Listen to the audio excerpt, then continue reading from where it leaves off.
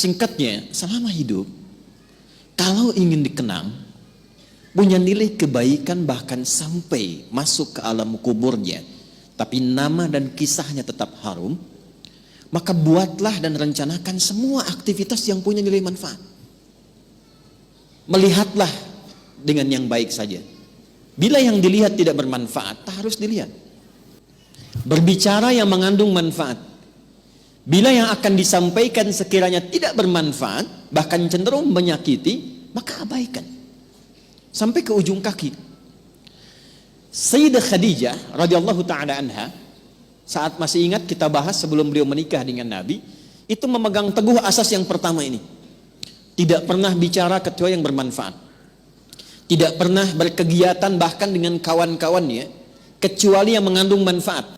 Bahkan beliau itu punya teman-teman untuk berkumpul, Bu. Punya kalangan berkumpul. Ya seperti para ibu lazimnya sekarang, pasti kan punya teman ya.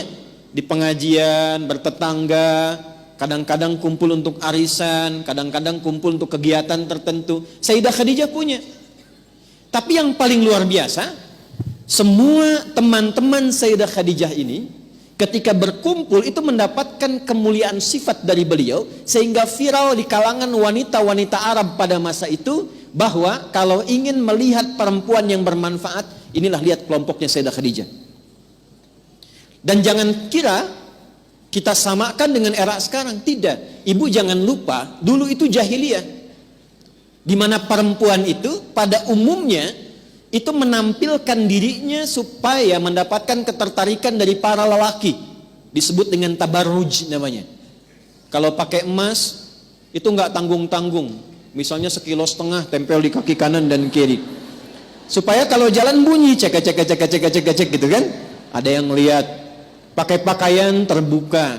Ya, jadi kalau dilihat kondisi sosial pada masa itu, secara antropologisnya, secara budayanya, itu rata-rata perempuan, mohon maaf sekali, memang sangat terbuka keadaannya dan kurang menjaga diri. Tapi kalau sudah melihat Sayyidah Khadijah dan teman-teman beliau, itu semua hormat. Nyaris tidak ada yang mau bicara di depan Sayyidah Khadijah, saking hormat dan kagumnya atas wibawa beliau. Ini semua diam. Dan saat ada orang yang usil pun pada Sayyidah Khadijah, itu teman-temannya ini sebelum menikah dengan Nabi, itu teman-teman sekitarannya itu langsung melindunginya. Berbuat sesuatu yang Allah telah tetapkan itu, jika kita menjalaninya dengan istiqamah dan dilakukan karena Allah, maka Allah yang menggerakkan hamba sekitarannya untuk menjaga hamba dimaksud.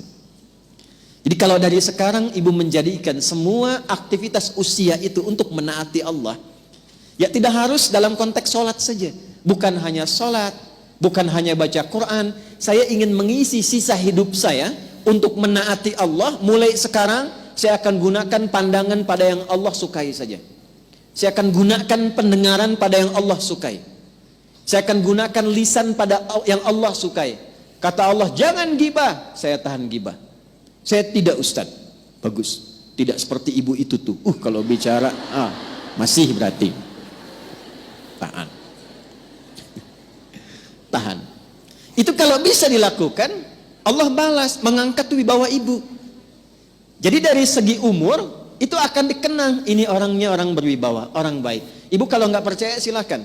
Kalau melihat orang salih, solihat, malu kan kalau berkata kotor?